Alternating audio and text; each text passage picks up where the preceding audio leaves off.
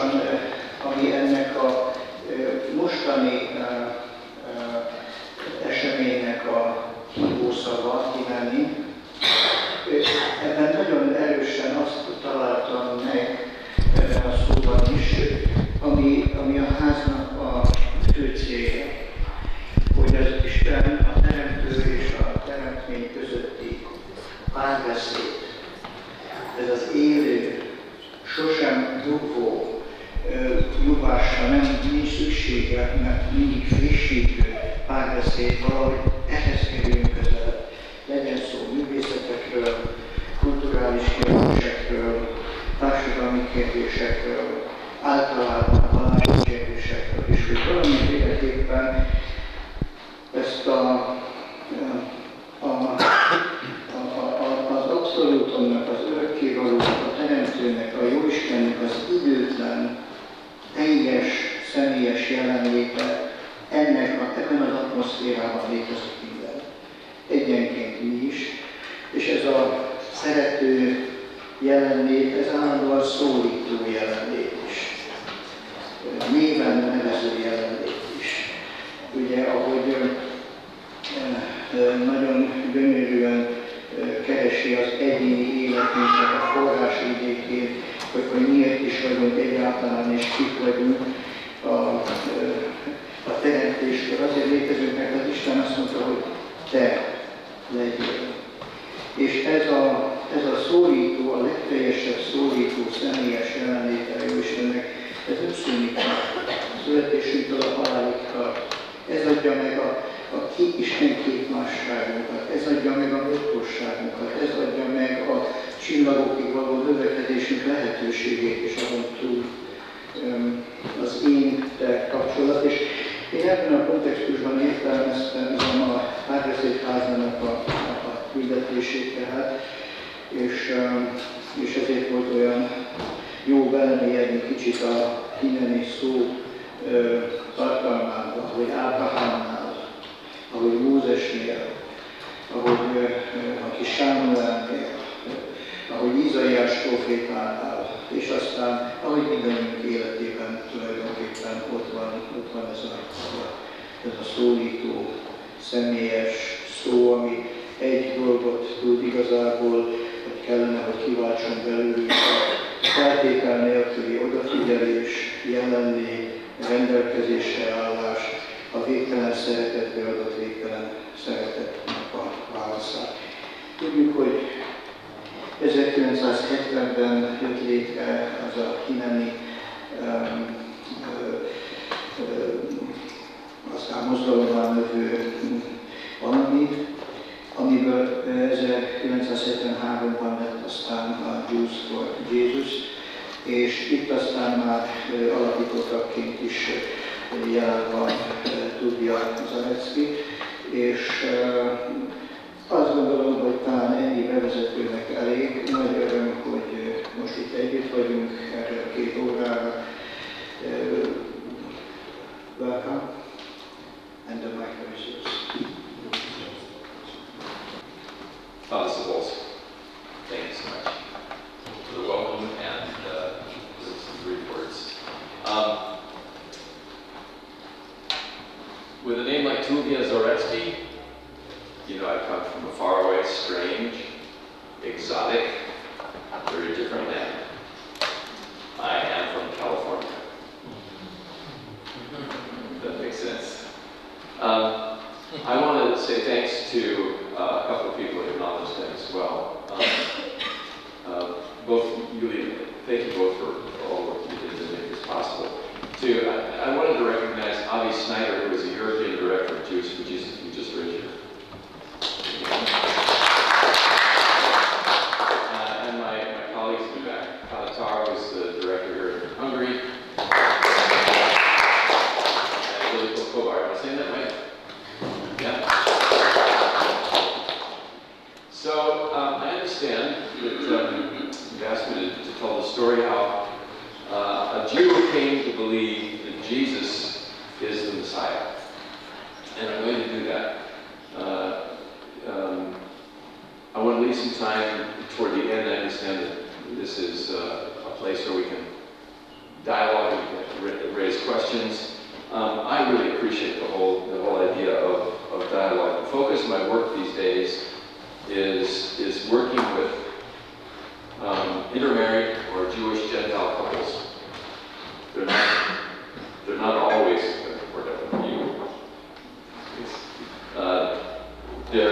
they're not always married, and these days I can meet them in any situation. But I often talk about the fact that all communication is cross-cultural, which means that there's a great room for growth and understanding. Because what is said is not always understood in what is meant by the party that hears it. And so much of my work is creating an understanding between those couples in the hope that they might find a sufficient spiritual harmony together. I can talk about that more later on, but that's why I really appreciate this so much, this opportunity. So I'm going to share the story, and then I welcome interaction, questions afterwards. And I'll try and I've got a few slides that I was going to show to illustrate some of the pictures from life.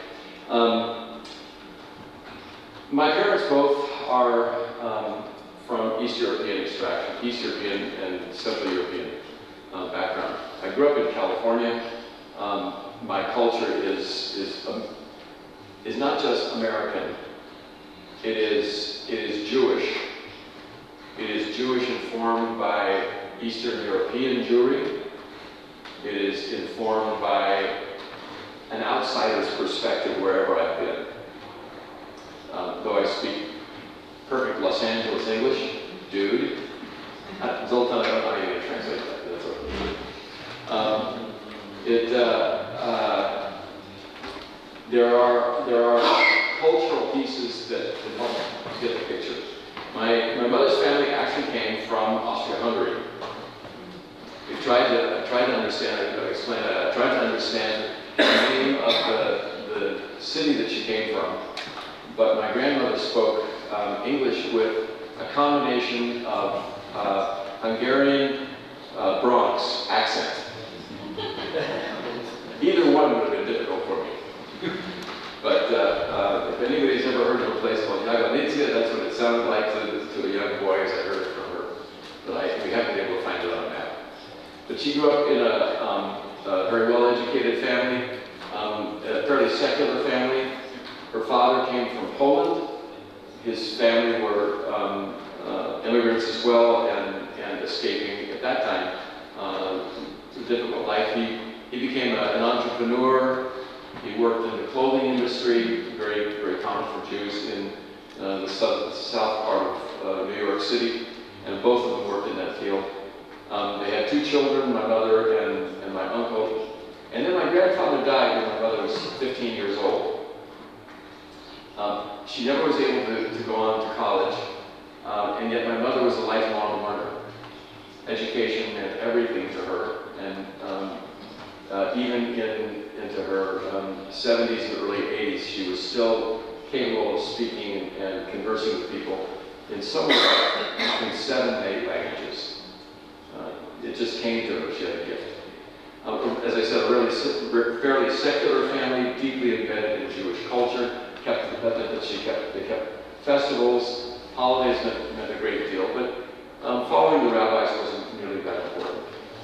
My father's family, on the other hand, was deeply religious. He came from a village in Belarus.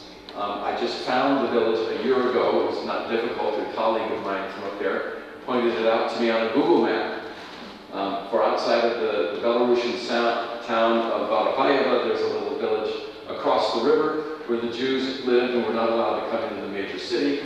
And the village was called Zaretsky, which meant Zaretsky's. So I'd always heard that our family came from a town that was populated by people from the same family, which doesn't have, it's not good news in terms of genetics, but that's all right, we'll just set that aside. But as I said, my dad's family were very religious, and so they met, his family immigrated to Canada, they couldn't get into the United States.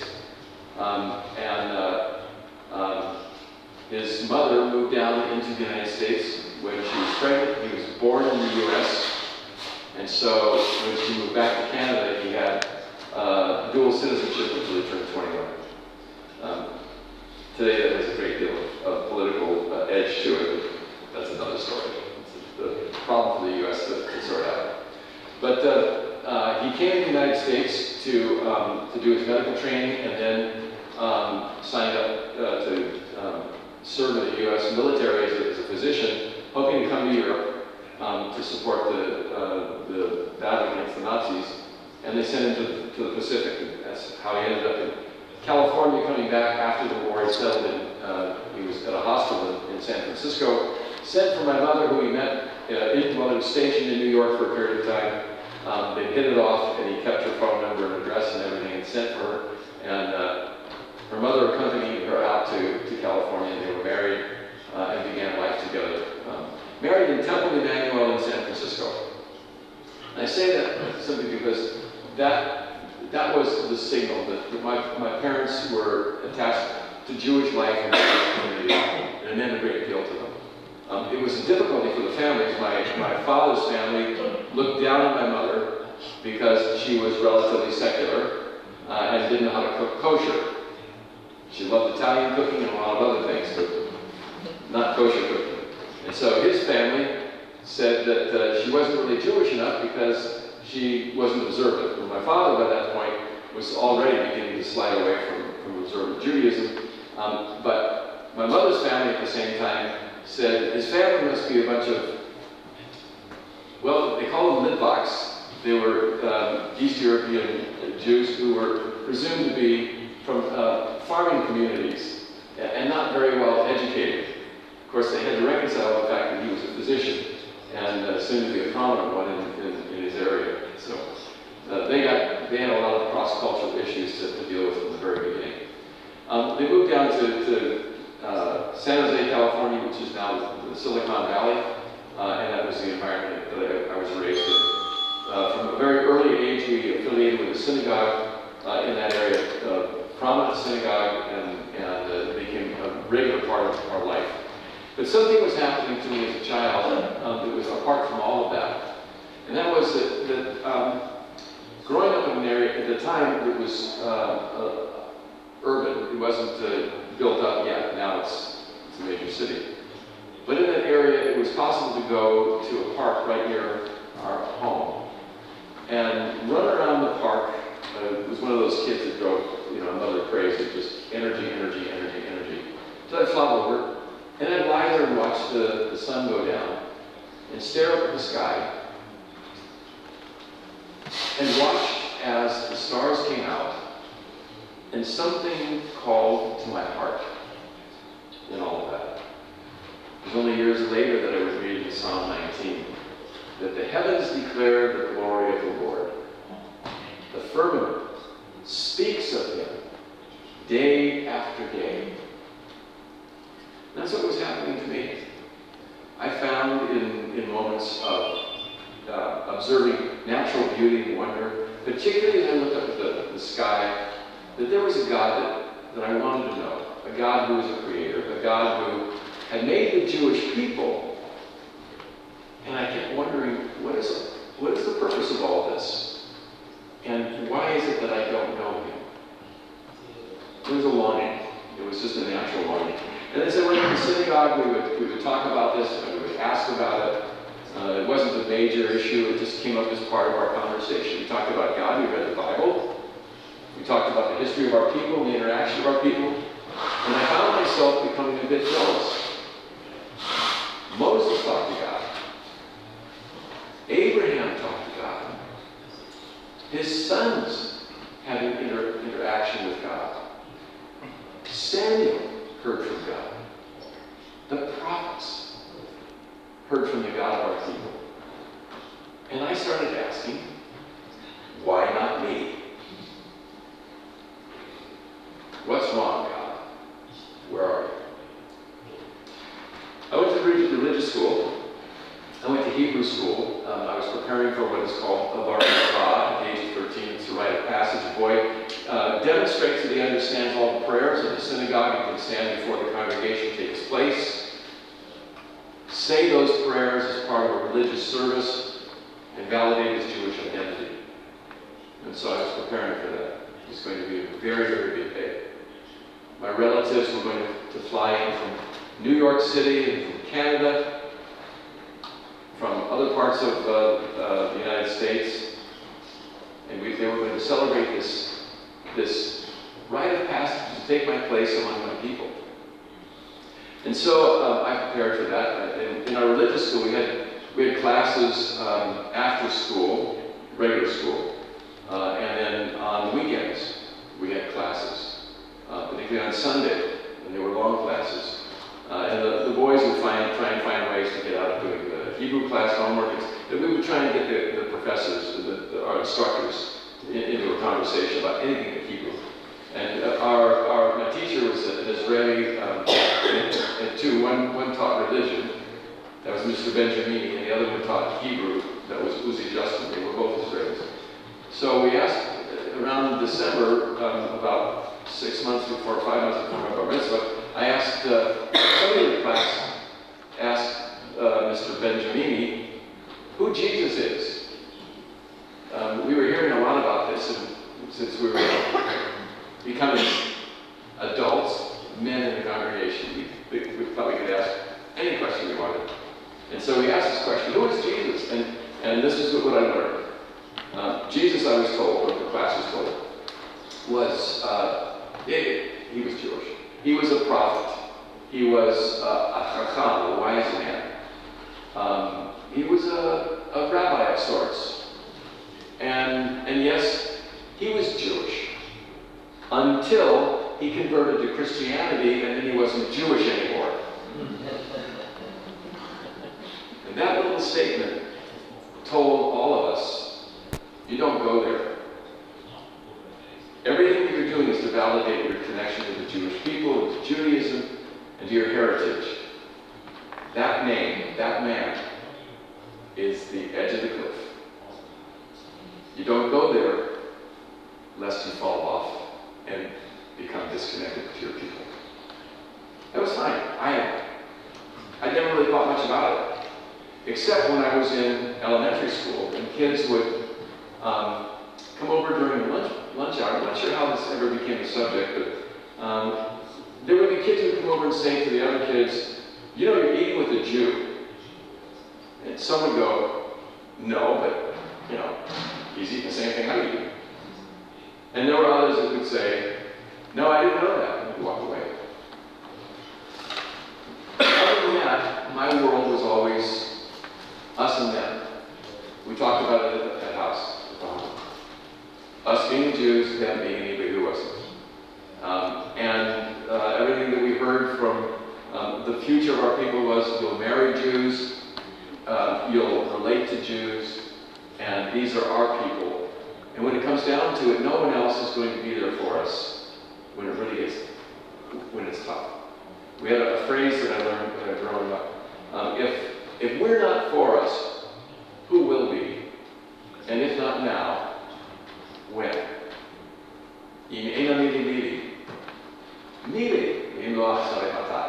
Still there. If we're not for us, who will be? I'm going to date myself. I was born 1 year before the founding of the State of Israel. In our synagogue, there were Holocaust survivors. The Holocaust was part of my upbringing. It was part of my childhood. I read books about what happened. And the idea that people would hate us for nothing more than our DNA and our history, something that we couldn't change, was a puzzle to me, but a reality. And so I knew that I would never be like everybody else. I would be a third culture kid, an American and a Jew, always looking at the culture in which I'm living as an outsider. Now, it gave me one opportunity later on, and that was to examine things that weren't necessarily part of the Jewish world, things that some of the Jews wouldn't even consider.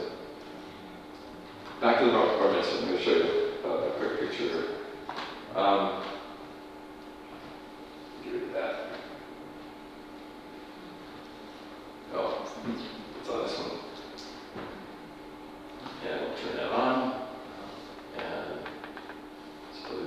will work.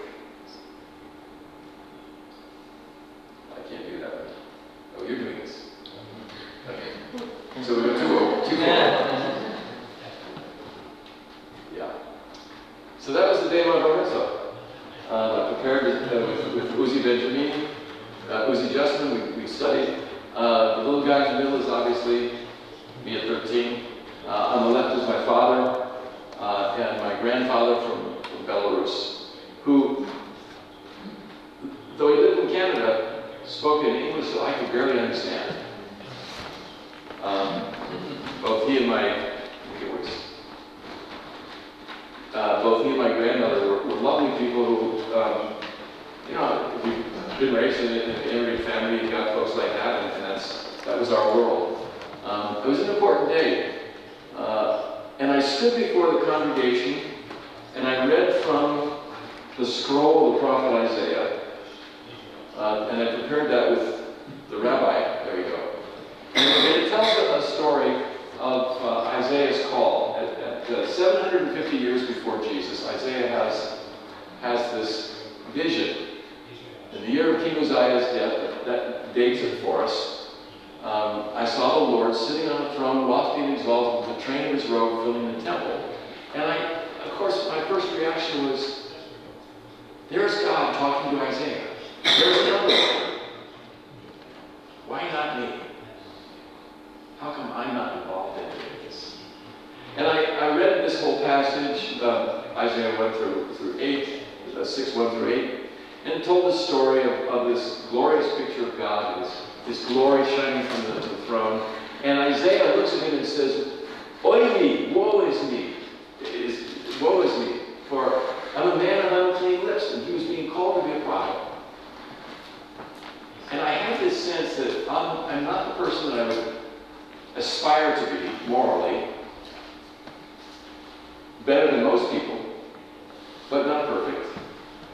And if I had been there with Isaiah, I would have been just as embarrassed to stand before a pure, loving, holy, glorious God. Woe! And then the Lord sent a seraph to Isaiah, cleansed his mouth, and told him that his sin was forgiven. And Isaiah had a repaired relationship by the grace of God to stand before him and serve him. Stuck with my heart. And I admire and wonder. Isaiah was one of my heroes as a kid. And then Isaiah hears the call of God. Whom shall I send and who will go for us? Now that was an interesting question because I asked my Rabbi Gideon, who was a dear friend of our family, vacationed with him and his wife. But I said to him, why does God speak of us? Whom shall I send, and who will go for us? And I remember, I'll never forget, my rabbi told me there was the plural voice of royalty. And I'm okay. Worked for me at that point. But the question was always in the back of my mind. Why would God speak like that? And then Isaiah responds to him, and in Hebrew he says it's a contraction from Hineni, behold, me, I'm ready to go. Send me, God. That was the theme of my bar mitzvah. I was given about 12 minutes to give what's called a drasha. I had a little message to give to the people, and I stood before the synagogue community that I'd grown up with. One of my best friends was there holding the Torah scroll. It was an honor for him to do that. It was all part of our community, our in-group, our family, the people we identified with. And I said, here am I. I'm ready to take my place in history and the destiny that you have for me. Here am I. Send me. Don't know what that'll do.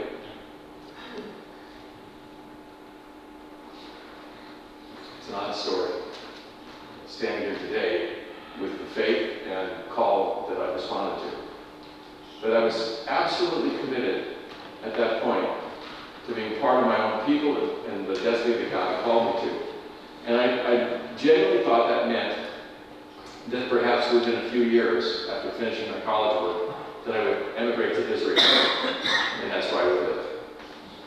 Didn't know. But I will tell you this, right after the synagogue service, everybody went to the fellowship hall at our synagogue. There was this big party going on, and I walked out.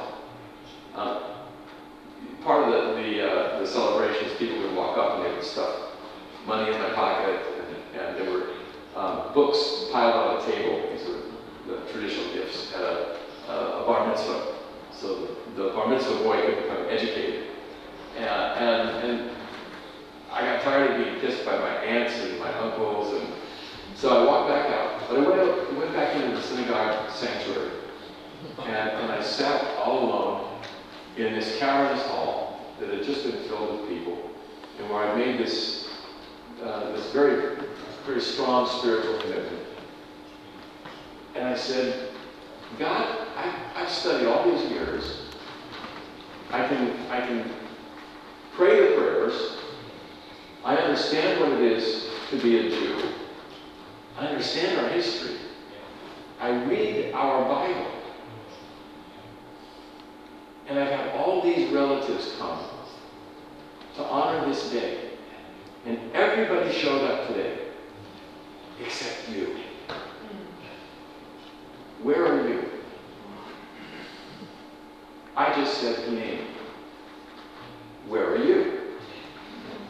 I told him at that time I've done everything I felt that I should have done to be religious. I want a relationship. I told him he's going to have to find me. I'm not going to fake this till I make it. I'm going to live my life the best I can. You're going to have to break it at some point. 10 years passed, and over that period of time, it was. No, I was going to try and. Okay, we'll go back. Go back. Yep. One back. Yeah. No. Back. One more. Yeah. Just leave it there. That's good. That's good. Yeah, that's what I wanted. Okay, so a few years passed. I graduated from high school to college. I went to a college that was known to be a formerly Christian college. It still had some. Not yet. Not yet. No. We need to go back. Yeah. Yeah. We can just leave it blank. If you hit right there, just hit B. There you go. Yeah. So it was a formerly Christian college that had walked away from its Christian roots. No. I went there because they placed a high degree of number of medical students in med school. That's what I was going to follow my father's footsteps in the field of medicine. And while I was there, I realized that the community had, for the most part, had never met a Jew. There were 10 of us in the whole university. There were also 10 blacks, 10 Hispanics, and 10 Hawaiians, which they did recruiting over in Hawaii. But in my first year of college, I came back. I did study in the library on my birthday, and I came back and walked into the dormitory room that I lived in, and over my bed, someone had pasted a sign that said, "If I'd known it was your birthday, I would have baked you a kite." The kite was about the nastiest word you could call me at that point. It's what we heard said of the Jews by the Nazis, and to hear this, see this written by one of my roommates, and I still don't know which two of the five had authored it, but I didn't handle it very well, and ended up in a fight. They opened the door, and apparently there were some other people in the dormitory who had helped put this together, and ended up under it was a 1-on-5, and I ended up in the hospital with broken ribs on my birthday. stage for the rest of my college education. I'm still an outsider, and I'm still somebody who's going to have to find his own path, be it cultural or religious. I'm going to have to make my own way. Finished up the college work, was invited back on the staff of the university to work on the psychology staff, and also helped found a community drug abuse center. During my last 2 years of college, I had become an expert on drug abuse from the inside. What I'm saying is that I was involved in drugs, and after about a year and a half of doing that, I realized this was not very good for me, and looked for ways to break that. And then they hired me to come back and tell other students why these were bad and what I could do to help them. And frankly, I didn't have any answers. And after working there for almost a year and a half, I started raising all kinds of questions about what I was doing. And I went to a colleague. She was a member of the general board of our drug clinic, a PhD from Johns Hopkins University in psychology, brilliant woman. She was also a Christian. And occasionally in our conversations about drug abuse and psychology and working with these young college students and high school kids in the community, she would want to tell me about her faith. And I would tell her, look, I'm Jewish. Jews don't do this. Jesus was Jewish until he converted to Christianity. I'm not going to do what he did. And it got to the point where she would be insisting, and then I would come back and tell her again, look, I'm Jewish. This is not for me. I'm not interested. And then I would look for ways to embarrass her. And using everything from nasty comments about Christians to vulgarity associated with the name of Jesus, I let her know I don't want to hear about this anymore. That's who I was. That was my culture. The name Jesus was a profanity in my house. The word Christ was what we said when we were angry or frustrated. Everything had been done to build a cultural wall against ever trusting or believing in Jesus. God had another plan. For 10 years, I turned my back on him.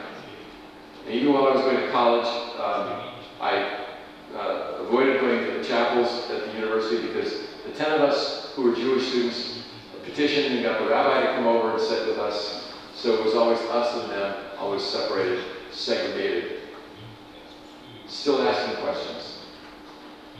But one afternoon, I went over to talk to my colleague, and I told her I really need to ask some serious questions because I'm thinking about committing myself to a narcotics rehab center.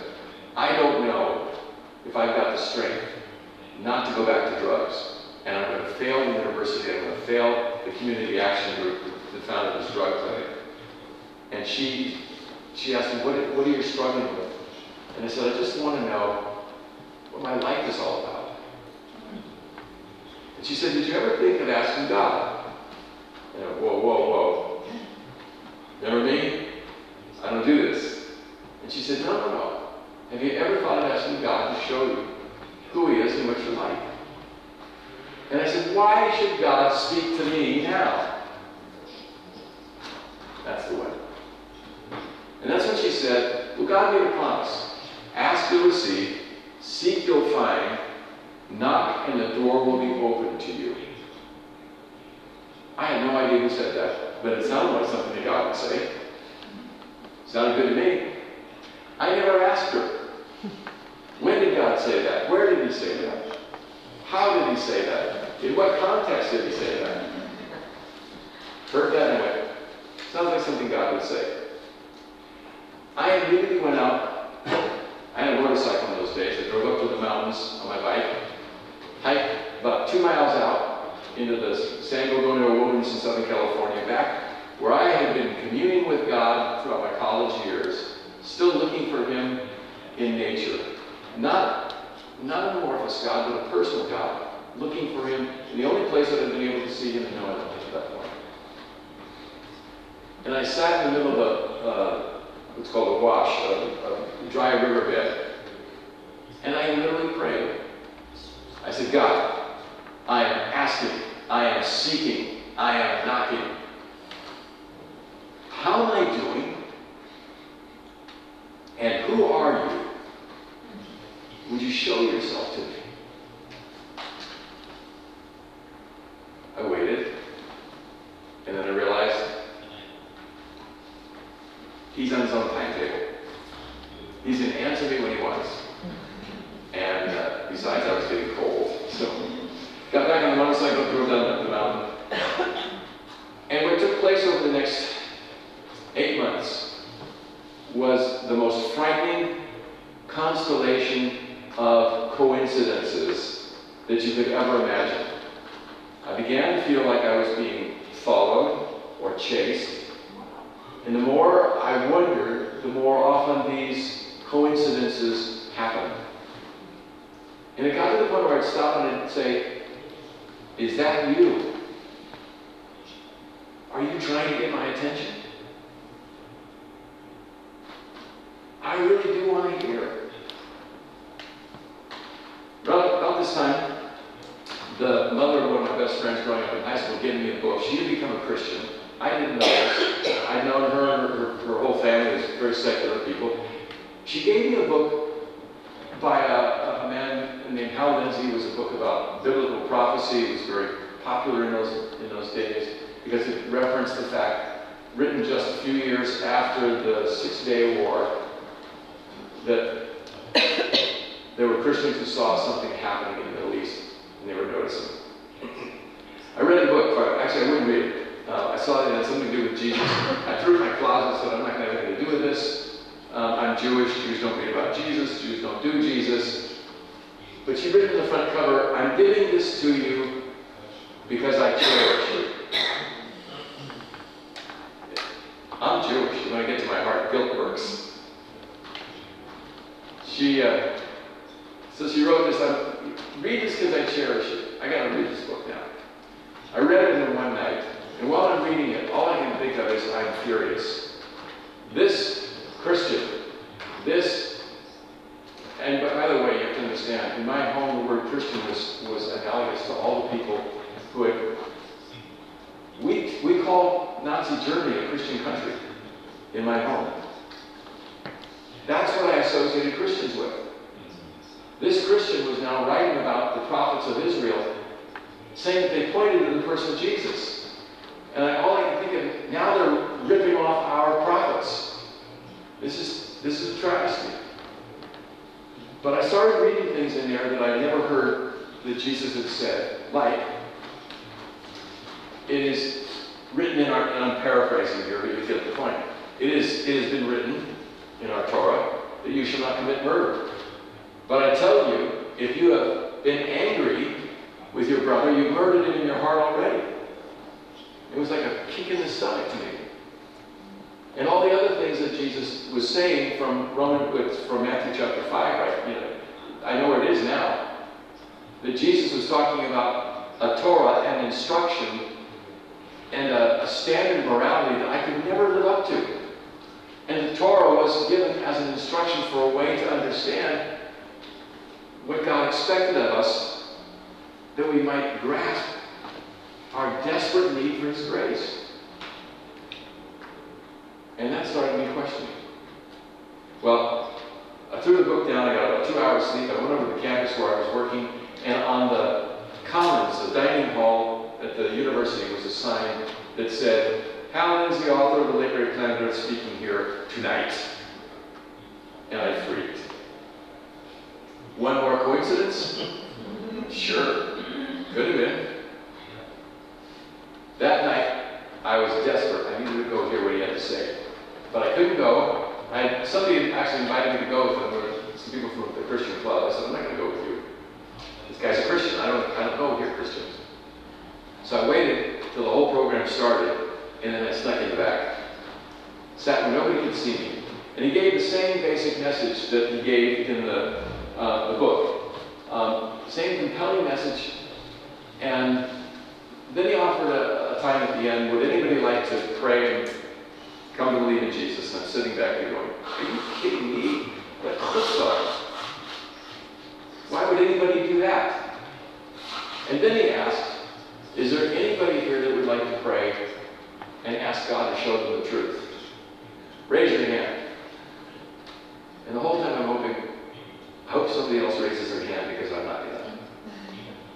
But that's what I want to pray. I went up to him afterwards and told him, I waited till the crowd had dispersed, and when he was standing all alone, he looked at me and said, yeah, what's up? And I said, well, as a descendant of Abraham, Isaac, and Jacob, what you said was interesting. And I said, well, that's nice. What's your name? I'll pray for you. And I told him, and he'll excuse me, I just said, go to hell. And I turned around and walked out. And I got out on the front steps and I said, what is wrong with me? What is wrong that I'm reacting like this? What am I fighting? What am I afraid of? And it was at that point that I turned to the God who had been reaching out to me through this constellation of coincidences, and I asked him, tell me straight up, what do I have to know? I'd gone to hear a Christmas pageant. Actually, the night that I went there, I'd actually had a bit of a fight. I stood out in a baseball field and I said to God, if I'm broken, you made me. So what did you ever do to fix me?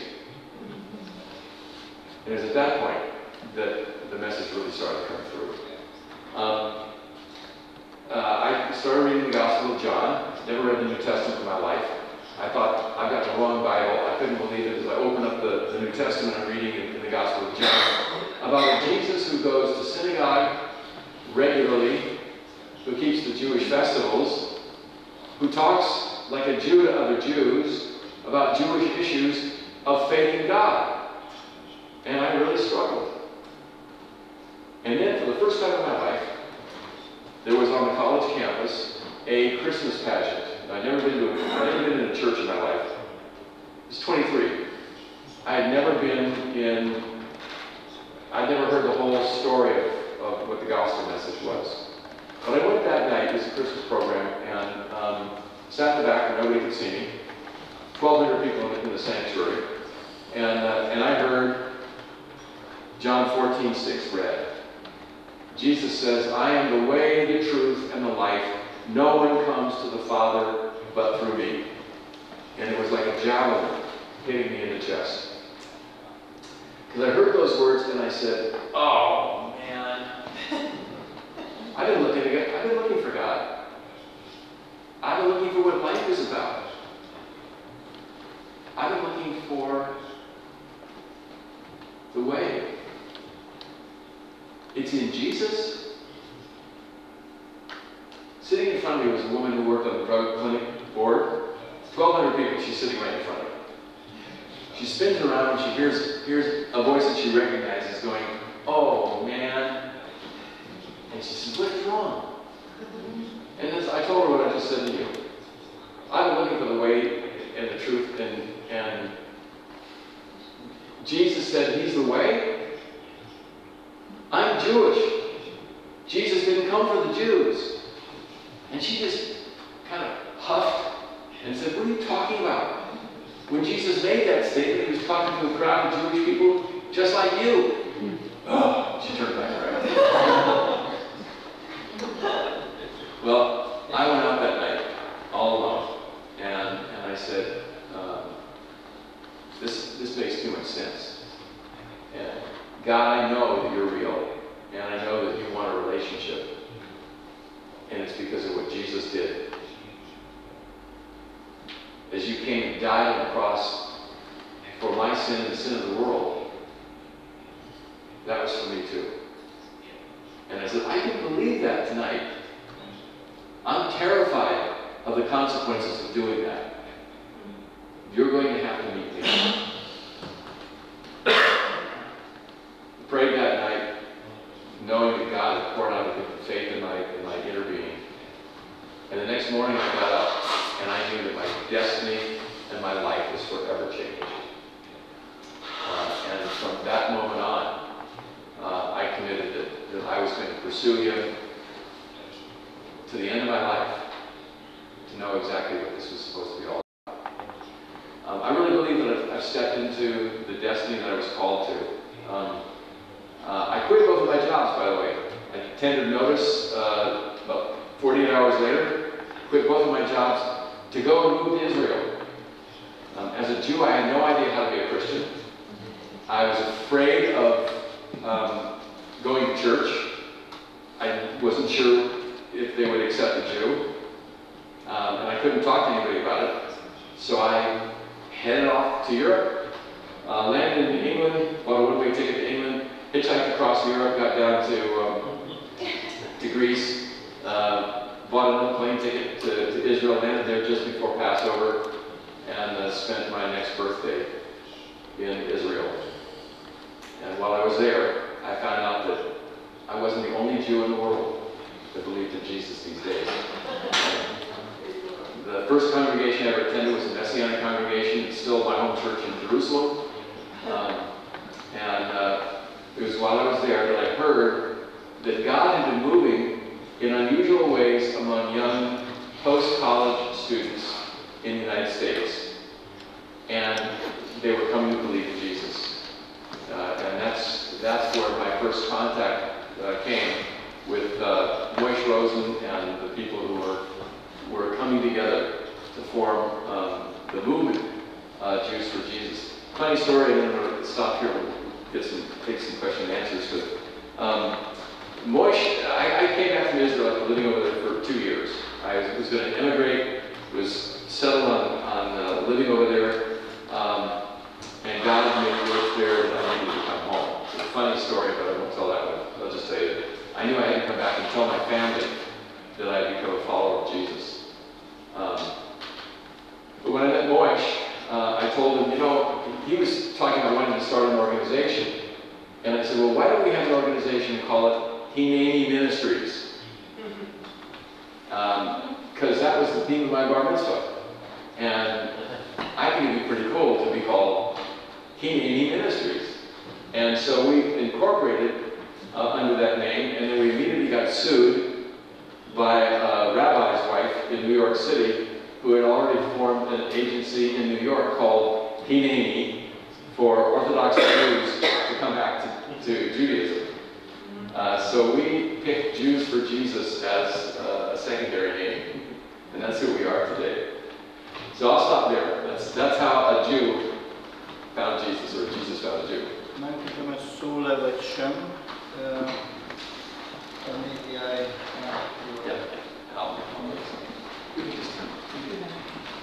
Míg beszéltél, és az a pillanat, amikor először kezdett forogni a világ Jézussal kapcsolatban körülötted, és akkor mondtad, hogy mintha jöttek volna utána, mintha üldöztek volna, mintha valaki állandóan nyomodva lett volna. Nem tudom, ismerőse Francis Thompson, ez az angol költő, The Hound of Heaven. Oh, yeah. The Hound of Heaven. He was the author of it. In 1893, he published first this poem. So I just went. I remember the. Okay. Yeah. No, I don't know the poem, but I definitely felt the experience. Do you would like to see the poem? Just to. Sure, you want to read it to us? I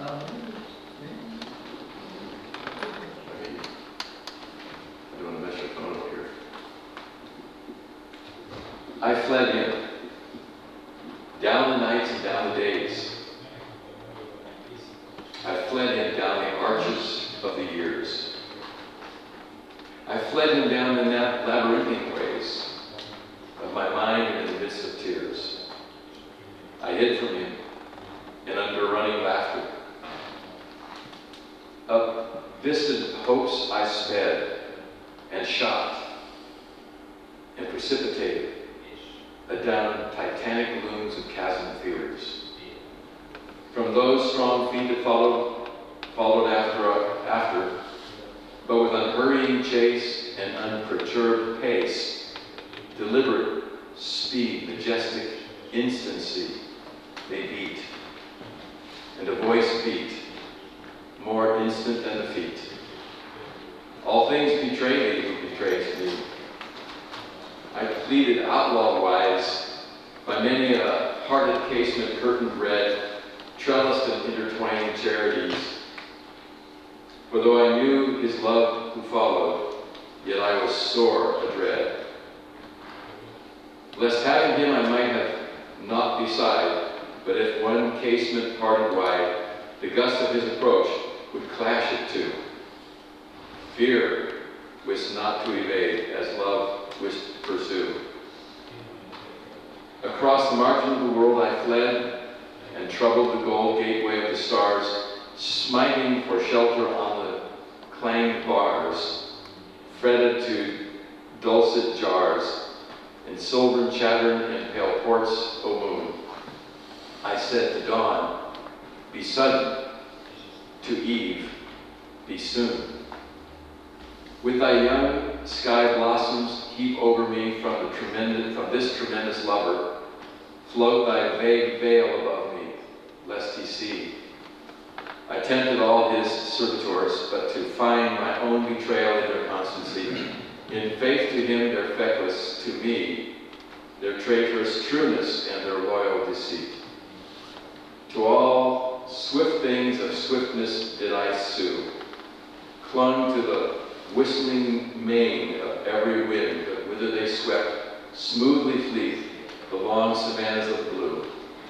Or whither thunder driven, they claimed his chariot toward the heaven.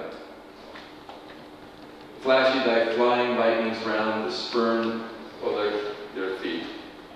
Fear was not to evade as love was to pursue.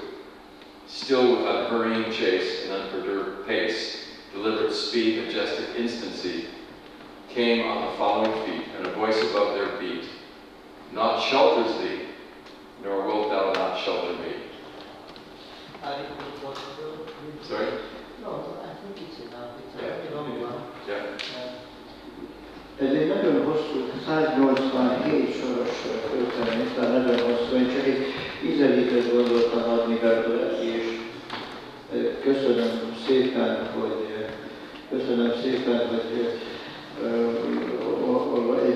egy nagyon nagy vers, és kár, hogy nem ismerik nagyon az emberek. Magyarra úgy fordították a 30-as években, 80 évvel ezelőtt, hogy a mennyei vér, aki a nyomában van az embereknek, Isten szeretete, aki lerázhatatlanul jön utánunk, és ha egy kis rés van, akkor ránk találnak engedjük. Egy másik gondolat volt az, hogy talán segít egy történet. Darjeelingben egy jezsuita provinciálissal beszélgettünk, és ő a butáni királyi családnak a tagja, és úgy ilyen hivatalból buddhista, és elküldték tanulni egy ilyen jó jezsuita iskolába, és 16 évesen jutott oda, hogy hát őt Jézus jobban érteti, és akkor megkeresztelkedett, és aztán jezsuita lett, aztán jött a provinciásnak. Mondja, hogy tudod, Szabolcs, én buddhista maradtam, csak Jézus magamhoz öleltem. És ez mindent megváltoztatott. Mindaz az érték, szép és jó, ami a buddhizmusban volt van, az továbbra is ott van, csak már Jézussal kell. Én Jézussal megyek tovább.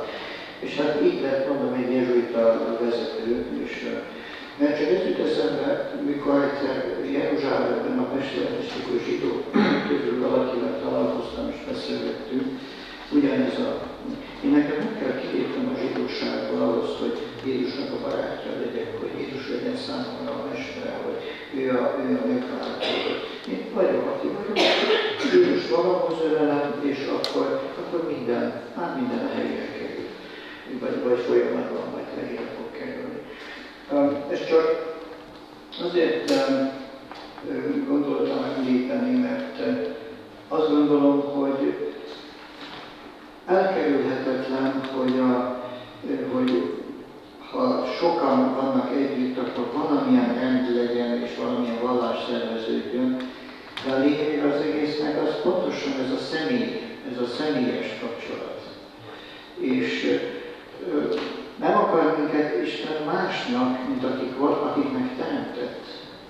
Nem akar, hogy megváltoztatnak a teremtett értékeit, meg amiket kaptunk a történelemben, hanem hogy vele legyünk kapcsolatban. Ez annyira fontos, azt gondolom minden hívő számára, akármilyen felekezethez tartozik, hogy ez a személyes dimenzió legyen a legfontosabb.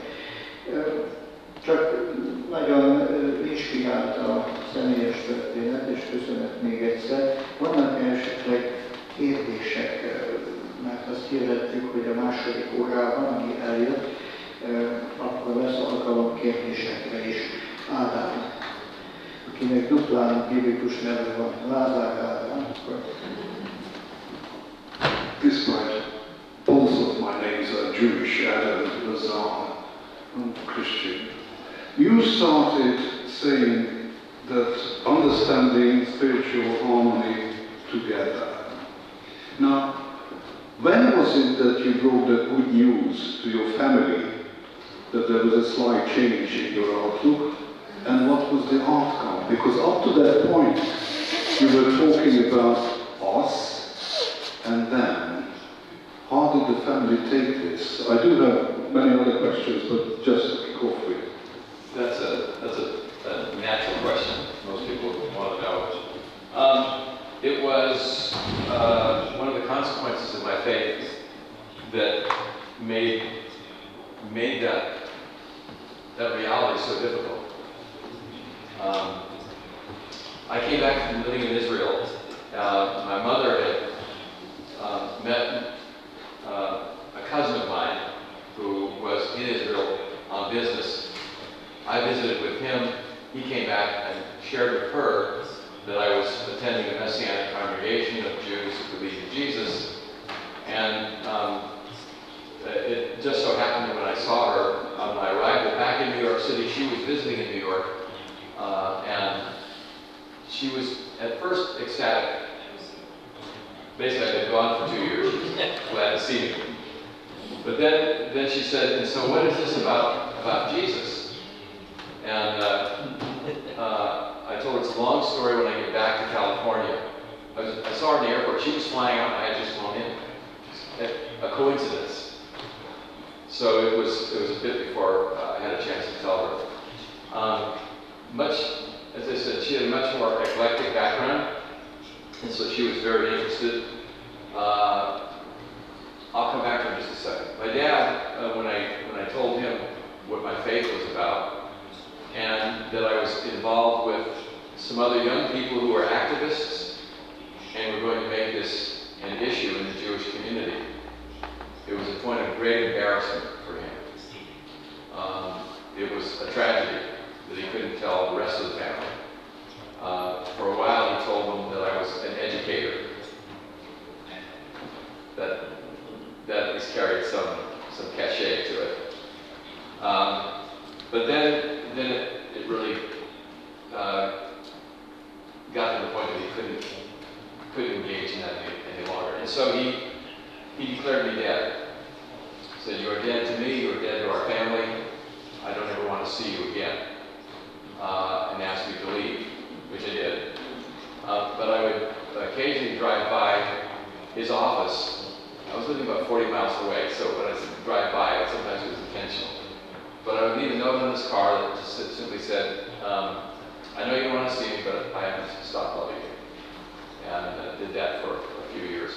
My mother heard that my mother kept contact with me. She heard that I was dating Ellen, who's also a Jewish believer in Jesus.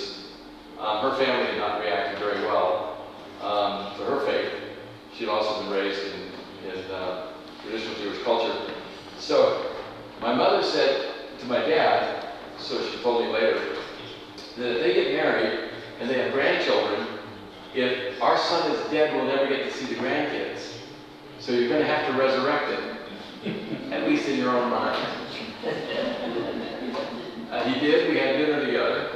And when Ellen and I were married, he came to the wedding under protest. It was fine. He was doing the best that he could. And I honored him for doing that. He visited us once, about a month later when we were in New York. And then 2 months later he died. Conversation with my mother continued for another, I would guess, 15 years. She would call up, ask how you're doing, what are you doing. When she'd hear that what Ellen and I were doing in New York City as part of Jews for Jesus, she would hang up the phone, and then she would call back 3 weeks later and she'd say, "Why didn't you call me?" Because you hung up on me. I don't know what else to do. So it was a fascinating interaction. Eventually, we moved back out to California, and there was just a chance to really spend some quality time with her. Bright woman, asked lots of wonderful questions, and had some very deeply impactful spiritual conversations where she really understood who Jesus is. And she called me one day to say, I just want you to know that I'd like to believe in Jesus. And I said, okay. I mean, that's great, but what's made you do that? And she said, well, I want to give you nachas, which is Yiddish for I want to make you happy. And I said, well, that's nice, but I mean, there's some facts and truth here. And she said, like what? So we talked about that for a little longer, and then she said, well, I have to think about that. It's really been great. We've had these wonderful conversations, very compelling. And she said, I'll think about that. I said, okay, we'll talk about it later. And she died that.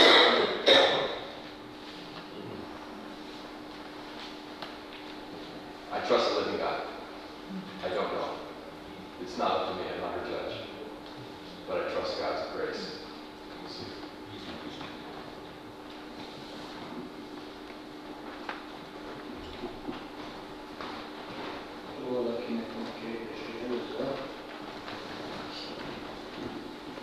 Köszönöm. Elhangzott itt ugye, hogy kérjetek és adatik. Elhangzott itt ugye, hogy kérjetek és adatik. Elhangzott itt ugye, hogy Istenem, itt vagyok, engem küld. Nem csak számomra nagyon inspiráló, hanem szerintem ez nagyon sok keresztény számára példakép, ahogy az Istennel való kapcsolatot kereste, még Jézus előtt, tulajdonképpen, ahogy elmondta. És a konkrét kérdésem az, hogy mikor lépett be az életébe, hogy konkrét feladatot kapott az Istentől, hogy már a jeruzsálemi út is az volt, de mikor volt az, amikor túl azon, a sok-sok véletlenen, a Jézussal való találkozáson, a katarzison túl, amikor úgy érezte, hogy itt vagyok, engem küldj, konkrét feladatot kapott az Istentől, és mi volt az? That's a great question. I knew in my heart that I had to know people. I had this conviction. Why is it that nobody ever tried to tell me about Jesus? Now, I could have answered that. I was your worst possible example. You know? Everybody that tried to tell me was trying to tell me in language that they spoke in their community. What I needed was, when I said to the woman, I'm Jewish. Jews don't believe in Jesus. I needed her to stop backing off and engage me and tell me, yes, they do. And he came for his own people. Remember, the turning point in understanding and belief was when the woman that I was sitting behind turned around and said, what are you talking about? When Jesus made that comment, he was talking to the Jewish people just like you. that was the turning point for my coming to faith. And it was when a Christian engaged me in my own culture, and with patience and conviction that the gospel is the only hope for me, that she risked that relationship. She didn't have to be rude. She just had to be sensitive enough to engage me with terms that I could understand. That's the point when I came to faith. The next was, so I came back, I was living in Israel, and I'm relating to all these Israelis, and I realized they're just like me. They've got the same attitude that I did. And I was trying to find words to communicate to my own people, and I found myself talking to me 2 years ago. Does that make sense? I'm not schizophrenic. Okay. But I was looking for a way to communicate the gospel to my own people. And the more I did that, the more impassioned I became. That no one has ever been able to do this. I was 23. No one had ever been able to break through. I'd always heard from Christians that the Christians didn't like the Jews. That's what I thought.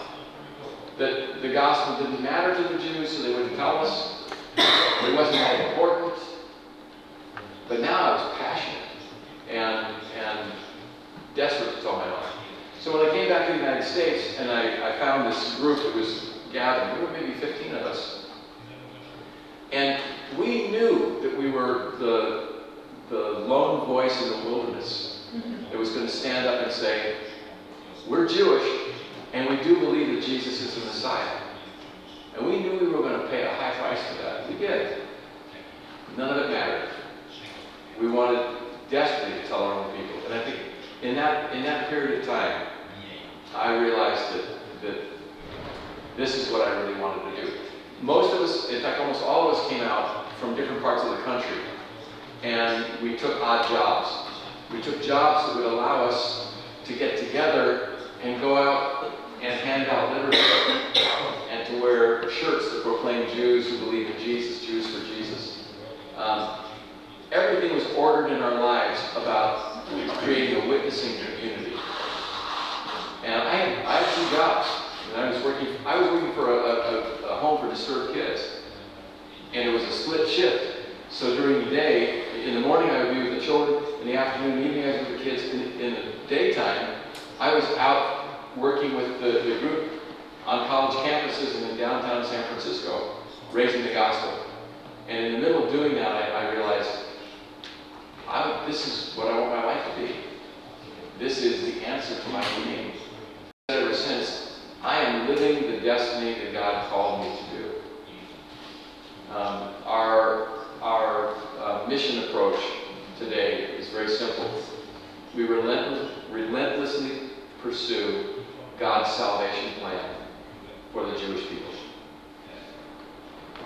We found the field with the jewel, and we went all in to buy the whole thing. That's what we're doing. Thanks. Szeretném megkérdezni, hogy felvette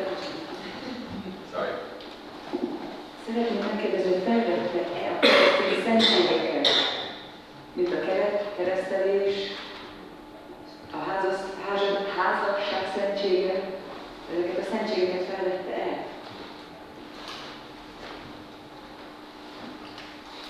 Yes and yes. The woman on the drug clinic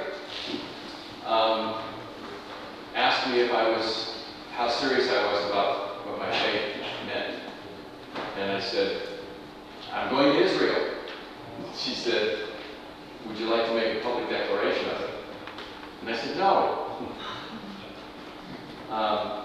Why would I do that? And she said it was a chance to let people know that I had died with Christ and had resurrected in his resurrection. And so the drug clinic I was working at was being held in a church that was allowing us to use their facilities. And I went to the pastor and I talked with him and I said, what do you do? And he said, well, we can baptize you. And in my experience, in my thought, that was the worst thing that a Jew could ever do. And I said, I'll do it.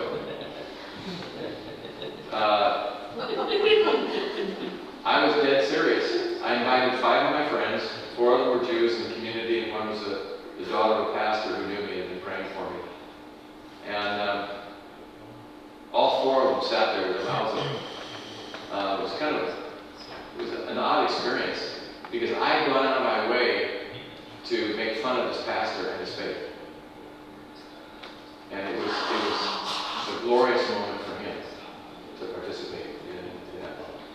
And yeah, Elle and I were married in a ceremony that traditionally was in the form of the prayers and order of service of a Jewish wedding.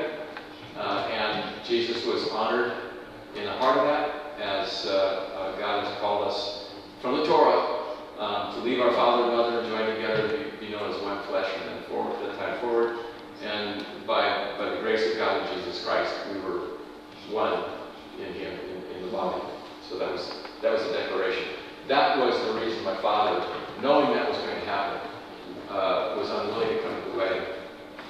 He came at the last minute to, frankly, in all honesty, it was because my wife's father told him if he didn't come to the wedding to see his daughter married, he was going to break his arm. It's a joke, but that's what he said. Yeah. It's a blend of cultures. Has to be a blend of cultures. If we go on the same line, what is the meaning for you of the coming of the Holy Ghost, the Holy Spirit, about the confirmation and this area of the Christian life? So in this weekend, I'm going to be talking about Shavuot, Pentecost, and my understanding and recognition of the age of the Spirit and the dawning of the age of the Spirit is tied to the Jewish festivals. I'll read the New Testament, and I tell you, half of what I do is try and open that up for Christians so that they can understand the depth of the story rooted in Jewish history that's there. So for me, I recognize that Shavuot was to teach our people to trust that God has a plan, He's going to fulfill that plan, and in the midst of that is His desire. There's a 3-part formula. I will be your God, you will be my people, and I will dwell in the midst of you. And it is in that dwelling in the midst of us that relationship that I sought for so long is actualized. Jesus taught at Passover, 50 days before Pentecost, that He was going away. It was better for Him to do that. That the time would come when the Father would send a helper, and that helper would invest in them His power, His sufficiency, like the branches drawing from the vine. The sufficiency of the Holy Spirit would come and dwell with us. And so I'm very aware of having stepped into the fulfillment of everything that had been promised by the prophets Ezekiel and Joel. That it was God's intent to inhabit His people with His Holy Spirit. And if I'm able to do anything that's godly and honoring to Him, it's because of the Holy Spirit. I'm just thinking on your question, because it contains some other points too, concerning the everyday conversion and the conversion, the confession in a way, which is also a very traditional Christian way to be renewed every day by the Holy Spirit concerning the sins or anything like that. And the other point, which is important also, that the birth of Jesus, I was full with desire to share this meal with you, the Last Supper. And so, if you just remember shortly, if you would like to reflect on those two areas. On that? Because it was the question.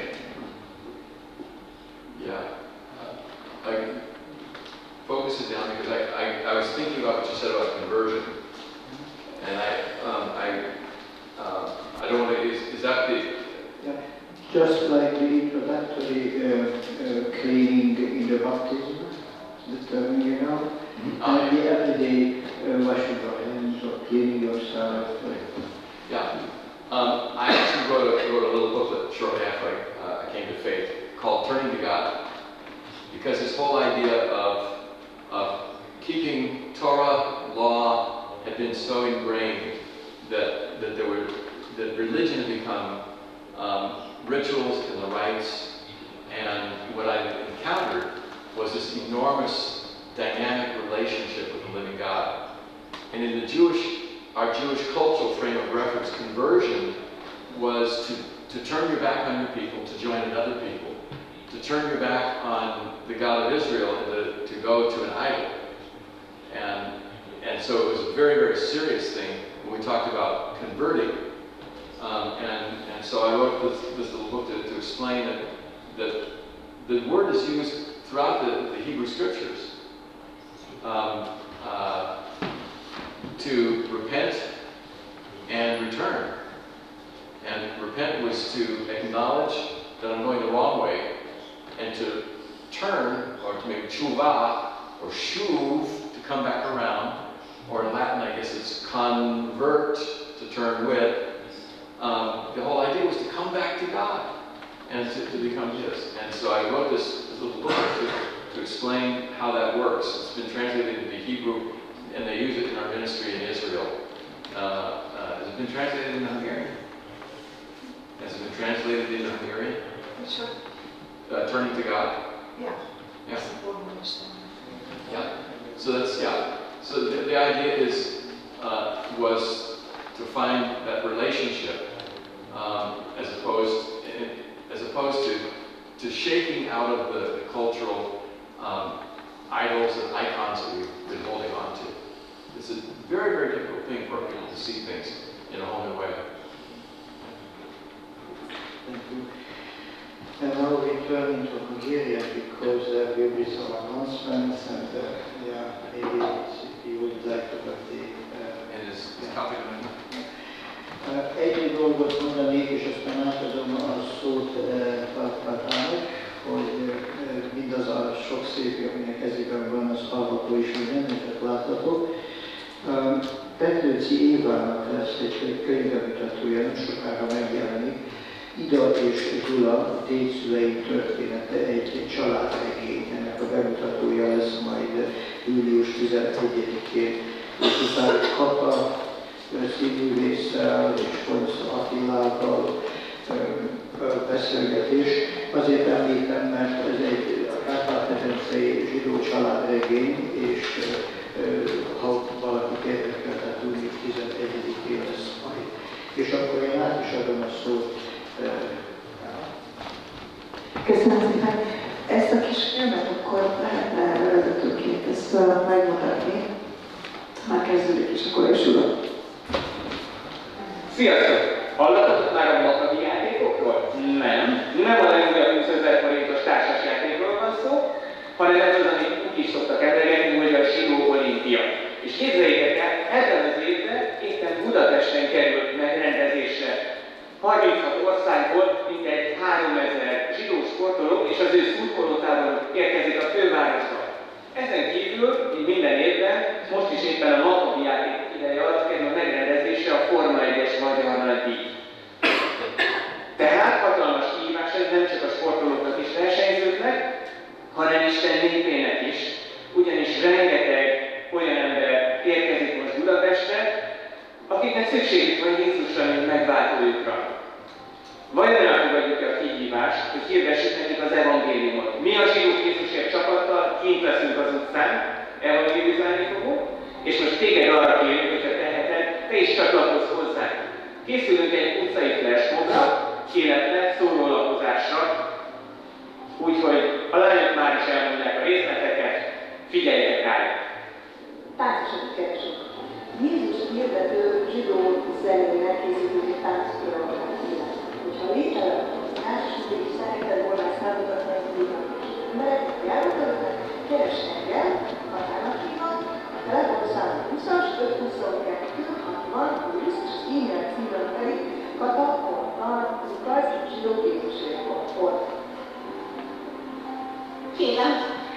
Mert zenészeket is keresünk, meg énekeseket, mert mi húzzuk a táncosok alá, a talp alá való.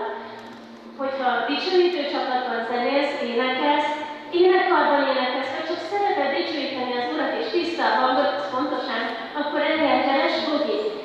76 25 25 20 telefonszámom és az e-mail címem bogi.kozma@zsidókjézusért.org.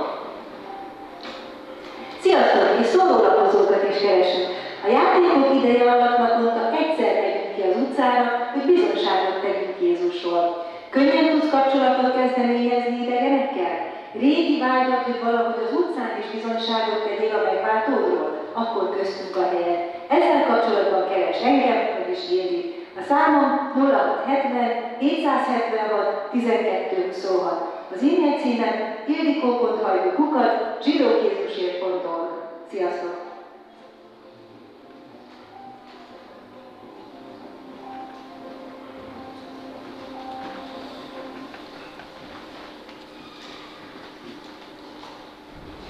Annak a munkának, amit Tuvyáikon keresztül elkezdett Isten Amerikában, mi vagyunk az egyik gyümölcse, és engem láthatok most ebben a csapatban itt. És nagyon hálásak vagyunk Avinak és Tuvyának és azoknak a pátriárkáknak, akik ezt a munkát elkezdték.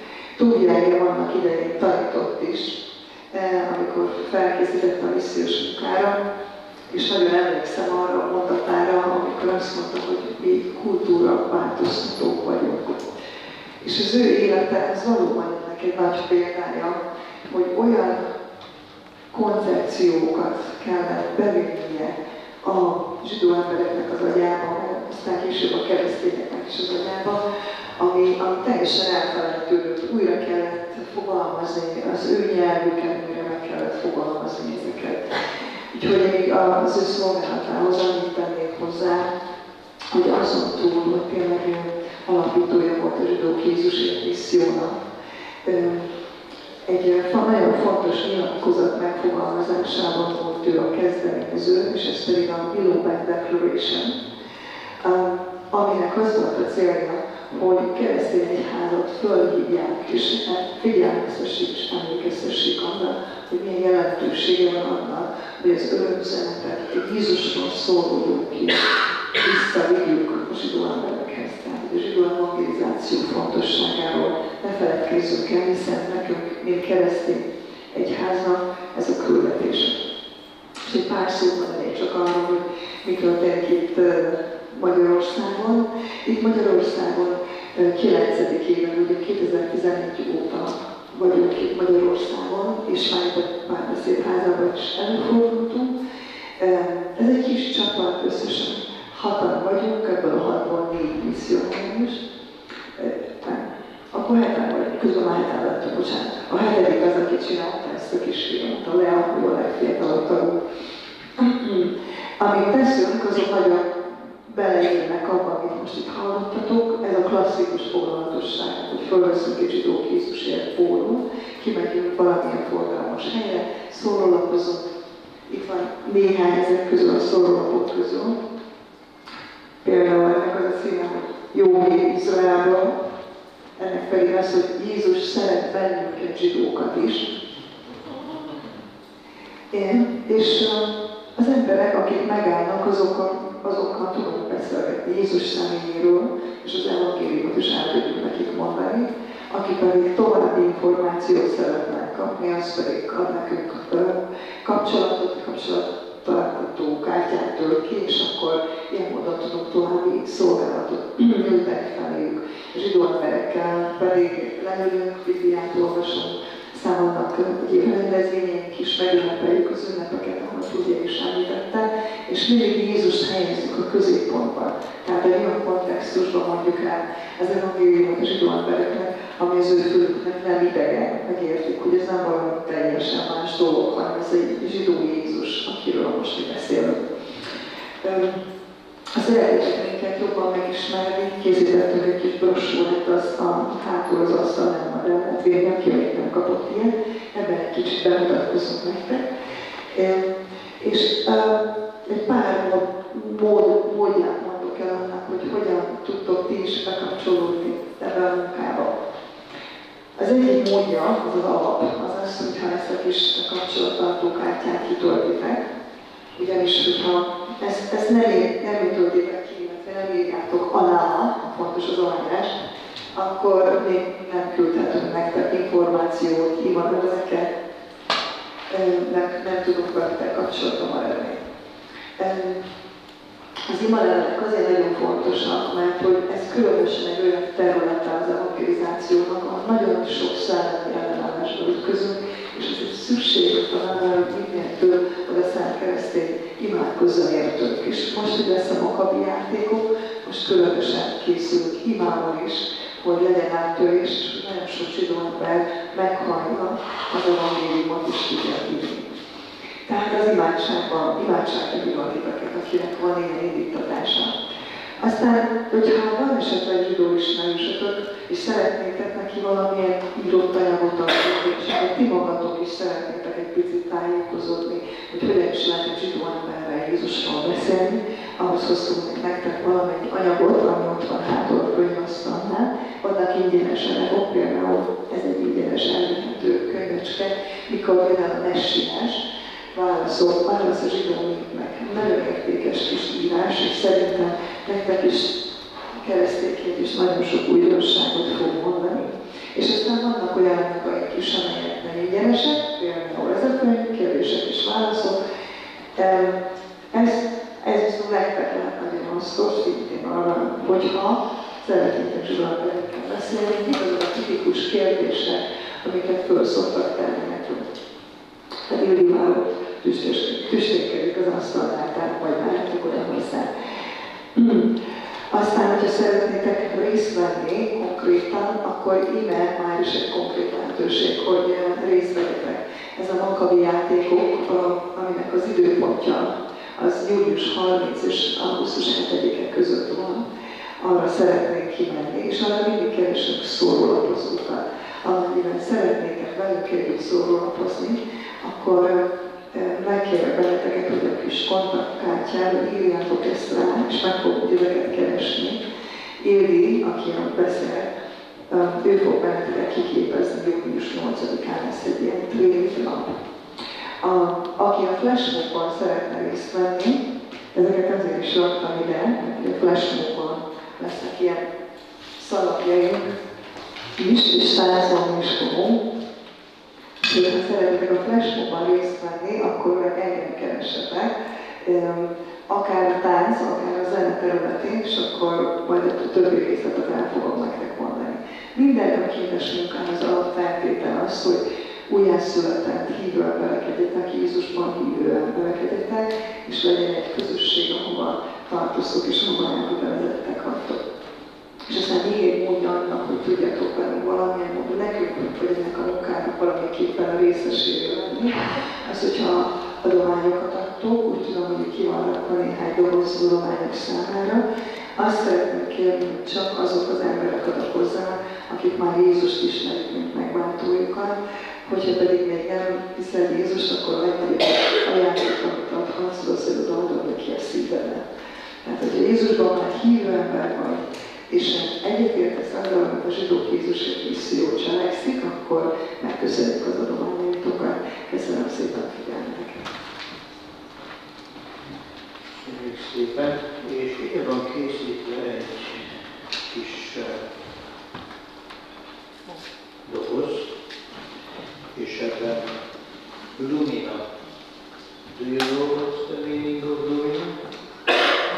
The small insights day by day coming from there. Hopefully it will help you in a way, but I also.